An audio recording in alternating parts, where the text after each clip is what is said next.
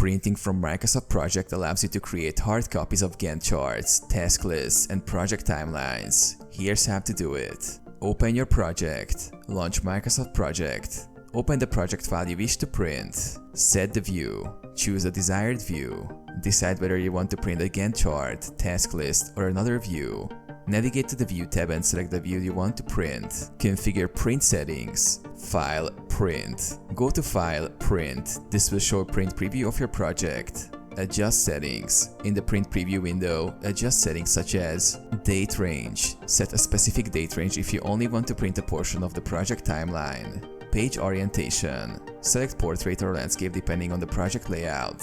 Scaling. Use the Fit to One Page option to scale down the project to fit on a single page if necessary. Print. Click Print. After reviewing the preview, click Print to send the document to your printer. Export to PDF. Save as PDF. If you prefer, you can choose Microsoft Print to PDF to create a PDF version of your project for easy sharing or electronic storage.